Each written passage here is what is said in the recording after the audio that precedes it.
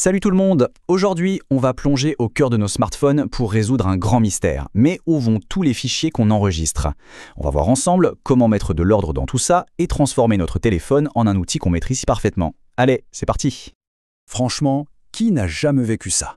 On télécharge une super image, un document important pour les cours, et au moment où on en a besoin, impossible de remettre la main dessus. C'est super frustrant. Eh bien, promis, cette petite chasse au trésor numérique, elle se termine aujourd'hui. Bon, alors pour bien comprendre, il faut voir son smartphone comme un mini-ordinateur. Et comme n'importe quel ordinateur, il a un système bien à lui pour ranger tous les fichiers. C'est un peu comme un grand sac à dos numérique en fait.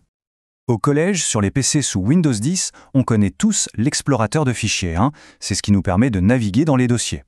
Eh bien, figurez-vous que sur un smartphone, c'est pareil. Il y a exactement la même chose, sauf que ça s'appelle le gestionnaire de fichiers. L'objectif, lui, ne change pas, nous aider à tout retrouver. Donc, ce qu'il faut retenir, c'est que ce fameux gestionnaire de fichiers, c'est la clé d'entrée pour voir tout ce qui est sauvegardé sur le téléphone. C'est l'application qui nous donne le plan complet de notre sac à dos numérique. Ok, super. Mais la grande question, c'est où est-ce qu'elle se cache, cette application? Parce que, contrairement à d'autres, elle n'est pas toujours mise en avant sur l'écran d'accueil. Allez, on part ensemble à sa recherche. Alors, il y a plusieurs astuces pour la dénicher.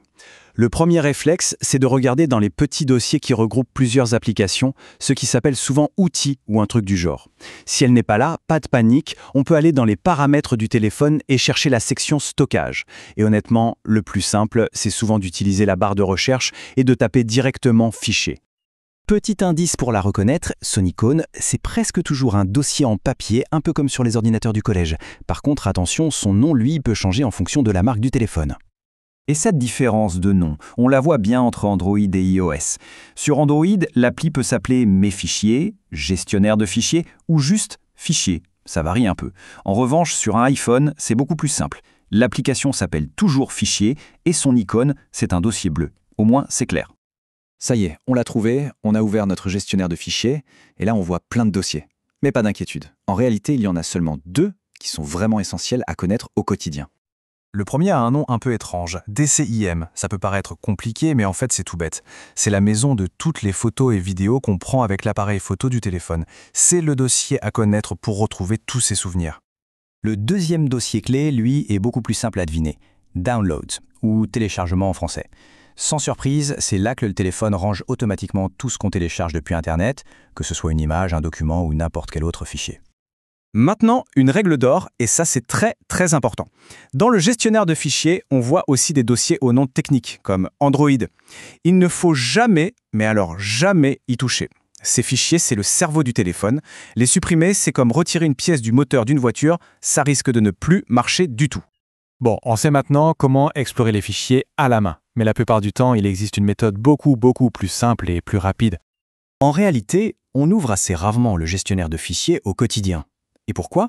Tout simplement parce que les autres applications nous offrent des raccourcis hyper pratiques. Elles nous donnent un accès direct à nos contenus.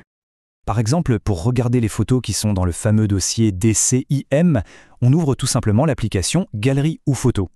Pour écouter une musique, on va dans l'appli Musique. En fait, chaque application sait exactement où aller chercher les bons fichiers pour nous. C'est bien plus intuitif, non?